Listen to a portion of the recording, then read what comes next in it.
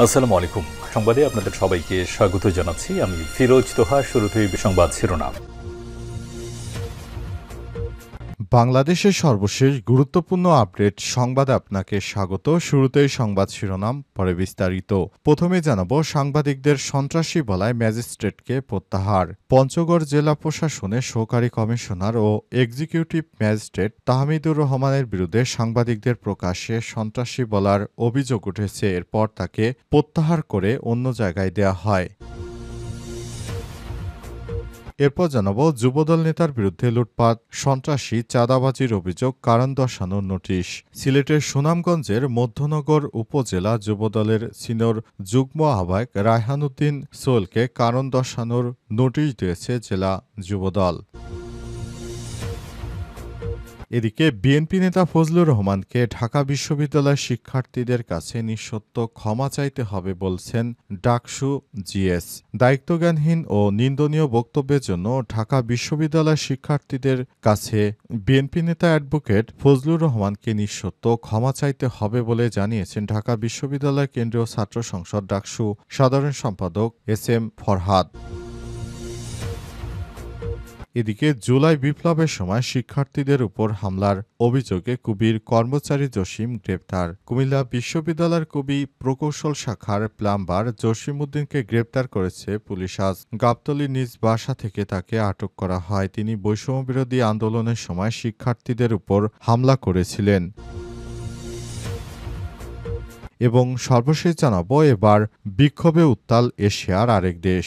সম্প্রতি নেপাল, পূর্ব তিমুরের পর এবার এশিয়ার আরেক দেশ ফিলিপাইনে বিক্ষোভ ছড়িয়ে পড়েছে। রাজধানী ম্যানিলার বিভিন্ন এলাকায় এবং দেশের অন্যান্য অঞ্চলে আজ হাজার হাজার ফিলিপাইন একত্রিত হয়ে প্রতিবাদ মিছিল করছে। সরকারের মধ্যে ব্যাপক দুর্নীতির বিরুদ্ধে এবার উত্তাল হয়ে উঠেছে দেশটি। খবর ব্যাংকক টাইমসের। প্রিয় দর্শক, এতক্ষণ শুনছিলেন সংবাদ শিরোনাম, এবারে বিস্তারিত।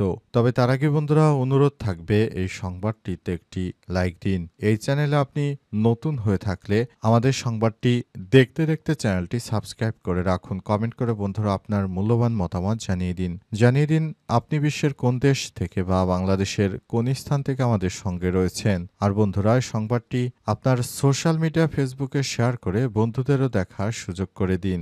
গাজা যুদ্ধে আপনি যদি নিরীহ ফিলিস্তিনিদের ভালোবেসে থাকেন, কমেন্টে ইয়েস লিখে বিশ্ববাসীকে জানিয়ে দিন। এবারে বিস্তারিত।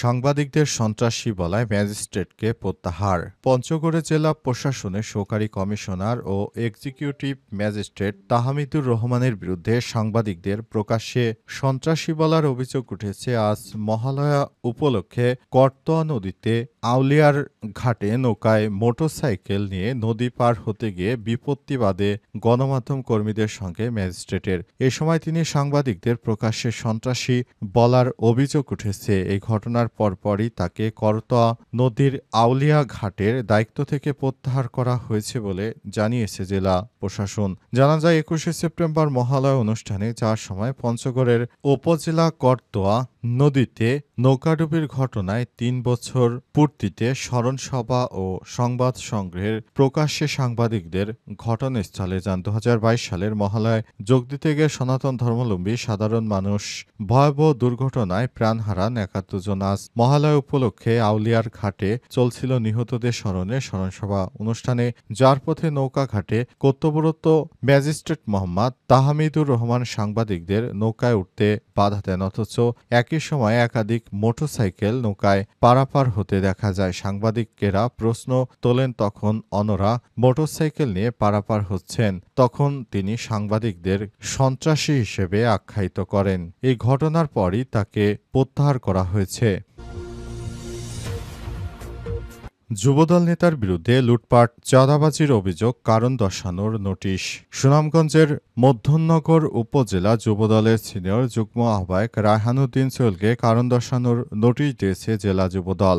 জানা গেছে ৫ই আগস্টের পর থেকে এলাকায় লুটপাট, চাঁদাবাজি, মামলা বাণিজ্য, খাস জমি দখল সহ নানা অনিয়ম ও অপকর্মের অভিযোগ এনে ক্ষুব্ধ এলাকাবাসী ৮ই সেপ্টেম্বর বিকেলে উপজেলা বংশীকুণ্ডা বাজারে মানববন্ধন করেন। পরবর্তী মানববন্ধনের ছবি ও ভিডিও ভিডিও সামাজিক যোগাযোগ মাধ্যমে ছড়িয়ে পড়লে বিষয়টি জেলা যুবদলের নজরে আসে। এই প্রসঙ্গে জেলা যুবদলের দপ্তর সম্পাদক শাহ আলম স্বাক্ষরিত নোটিশে বলা হয়েছে, একজন দায়িত্বশীল ব্যক্তি যিনি শেখ হাসিনা পালিয়ে যাওয়ার পরই দেশজুড়ে নানাভাবে অত্যাচার শুরু করেছেন। মানুষ কেন তাহলে ৫ই আগস্টে জুলাই আন্দোলন করল?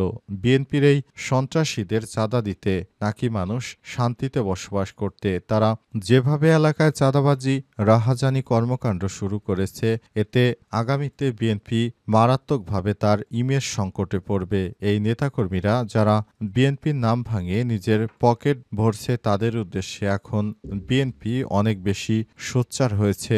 বিএনপির নেতৃত্ববৃন্দরা তারা মনে করে এই ধরনের কর্মকাণ্ড কখনোই গ্রহণযোগ্য কোনো কাজ হতে পারে না। তারা যেটা করছে সেটা দায়িত্বজ্ঞানহীন মানুষের মতো করছে। এটা কোনোভাবেই আমরা মেনে নিতে পারি না। এই বিএনপি নেতার কারণে দেখা যাচ্ছে ফুল বিএনপির বদনাম হচ্ছে। তাই তাকে শেষবারের মতো ওয়ার্নিং দেওয়া হয়েছে এবং ভবিষ্যতে তিনি যদি কোনো কাজ করেন তাহলে তাকে সরাসরি বহিষ্কার করা হবে।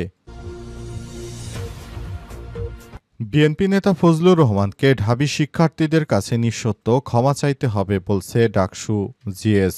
দায়িত্বজ্ঞানহীন ও নিন্দনীয় বক্তব্যের জন্য ঢাকা বিশ্ববিদ্যালয়ের শিক্ষার্থী সমাজের কাছে বিএনপি নেতা অ্যাডভোকেট ফজলুর রহমানকে নিঃশর্ত ক্ষমা চাইতে হবে বলে জানিয়েছেন ঢাকা বিশ্ববিদ্যালয় কেন্দ্রীয় ছাত্র সংসদ ডাকসু সাধারণ সম্পাদক এস.এম. ফরহাদ হোসেন। আজ গণমাধ্যমে পাঠানো এক বিবৃতিতে এসব কথা বলেছেন এস.এম.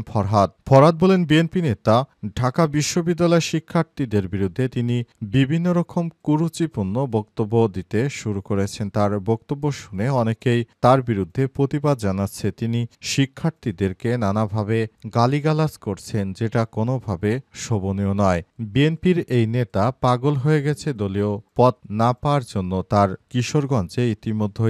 কিশোরগঞ্জে বিএনপির কাউন্সিল অনুষ্ঠিত হয়েছে, সেখানে তার নাম ছিল না। এরপরে তিনি মানসিকভাবে ধিক্কারগ্রস্ত হয়ে পড়েছেন। তিনি আবোলতাবোল বক্তব্য দিতে শুরু করেছেন। বিশেষ করে তিনি ছাত্র শিবির ও জামাত শিবির ইত্যাদি নানা রকম তাদেরকে বাজে ভাষায় গালিগালাজ করছে। সবসময় তিনি শিক্ষার্থীদের বিপক্ষে অবস্থান করছেন এবং নানাভাবে তাদেরকে গালিগালাজ করে তারপর সবকিছু নিজের মতো করে করতে চান। তিনি এও বলেছেন, এখন যদি সময় থাকতো আমি ঢাকা বিশ্ববিদ্যালয়ে ঢুকে তাদেরকে দেখিয়ে দিতাম, জামাত শিবির কিভাবে নির্বাচন করে আমি তাদেরকে দেখিয়ে দিতাম ইত্যাদি নানাভাবে কটূক্তি করতে থাকে। এরপরই এস.এম. ফরহাদ হোসেন গণমাধ্যমের কাছে এই বিষয়টি সম্পর্কে একটি বিবৃতির মাধ্যমে নিশ্চিত করেছেন। তিনি বলেন, ঢাকা হচ্ছে প্রাচ্যত্বের অক্সফোর্ড। এই বিশ্ববিদ্যালয়ের নামে কুরুচিপূর্ণ বক্তব্য দিচ্ছেন বিএনপির একজন সিনিয়র নেতা। তার বিরুদ্ধে ব্যবস্থা নিতে হবে। তাকে অবশ্যই ঢাকা বিশ্ববিদ্যালয়ের শিক্ষার্থীদের কাছে অচিরেই ক্ষমা চাইতে হবে, যাতে করে ভবিষ্যতে আর কোনো দায়িত্ব জ্ঞানহীন মানুষ আর ঢাকা বিশ্ববিদ্যালয় নিয়ে কোনো কুরুচিপূর্ণ মন্তব্য করতে না পারে। সেজন্য তিনি বিএনপি নেতা ফজলুর রহমানকে ক্ষমা চাইতে আহ্বান জানিয়েছেন।